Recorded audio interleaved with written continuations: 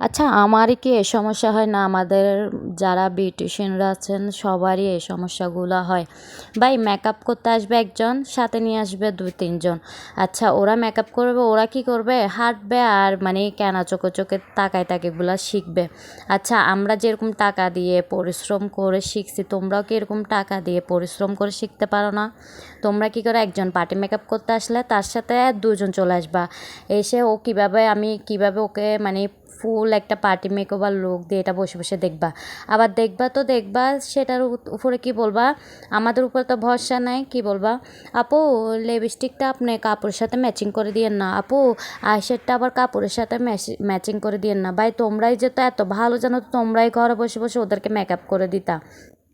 আচ্ছা যাই হোক, আবার কি বলবে? আপু হেয়ার স্টাইলটা ওর মানে এভাবে করে করে দেন, এভাবে করে করে দেন, কেমনটা লাগে বলেন তো?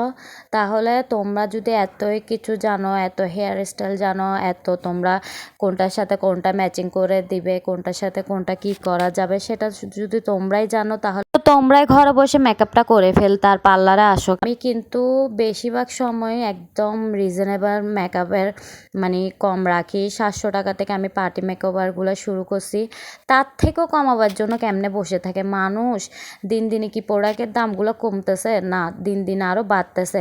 আমরা যে জিনিসটা আগে ১ টাকা দিয়ে আনতাম সেটা আনে ২ টাকা দিয়ে। তাহলে তোমরা কেন এসে বলো ৭০০ টাকার থেকে বেশি হয়ে যায়, আরও কমায় রাখো? এগুলো কেন বলো ভাই? তোমরা তো যদি ঘরে মেকআপ করো, তোমরা যদি কিছু জিনিস আনো, দেখো না অনেকটা দাম হয়। আর আমরা তো পার্লারের প্রোডাক্ট আনি, একটা সিরাম, ময়শ্চারাইজার, প্রাইমার, এগুলোর কতটা দাম সেগুলো আমরা বিউটিশিয়ানরাই জানি। তো তোমরা প্লিজ যারা সাজবা তারাই আসবা, যেহেতু আমার পার্লারটা ছোট, ঘরের মধ্যে তেমনটা হাই পাইও না, ভিএপিও না। দে তোমরা কাস্টমারও আসবা, কাস্টমারের সাথে ২-৩ জন আসি, এখানে একেবারে আড্ডা তো বসাই দিবা। আবার আমি কিভাবে মেকআপ করি এগুলো বসে বসে শিখবা। ওইটা না করে তোমরা ঘরে কাজ থাকলে ওগুলো করবা, আর যারা সাজবে তাদেরকে পাঠিয়ে দিবা, যা তোরা সাজিয়ে।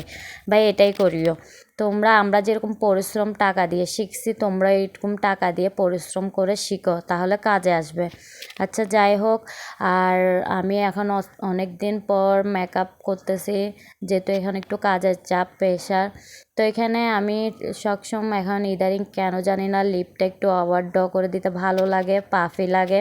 তো এখানে আমি সামনে শুধু যেগুলো আমার হেয়ার কাট আছে সেগুলো একটু হালকা হালকা কাল করছি। মানে তাড়াহুড়া করছি, এটার মধ্যে দেখা একটা রিয়েল রয়েও গেছে, কাল করতে পারিনি। তো এই তো যারা এই ধরনের পার্টি মেকওভারগুলো করতে চাও, হাই বলো, তারপরে সিম্পল বলো, একদম গর্জিয়াস পার্টি মেকওভারগুলো বলো, আর এখন তো বউ সাজের প্রোগ্রামগুলোও আছে। তো তোমরা যদি সাজতে চাও, আমার হাতের প্যাকেজগুলো নিতে চাও, তাহলে তোমরা চলে আসতে পারো পিঙ্কিস বিউটি পার্লারে। আমার লোকেশন উদয়নগল্লির ভিতরে, এসে পিঙ্কিস মেকওভার বললে দেখাই দিবে। আর তোমরা আমার কাজ দেখবা, তোমরা প্রথমে আমার পার্লারটা দেখে তোমরা ওই ডিমান্ডটা ধরে বসে থাকো, ভাই এগুলো করা বাদ দাও।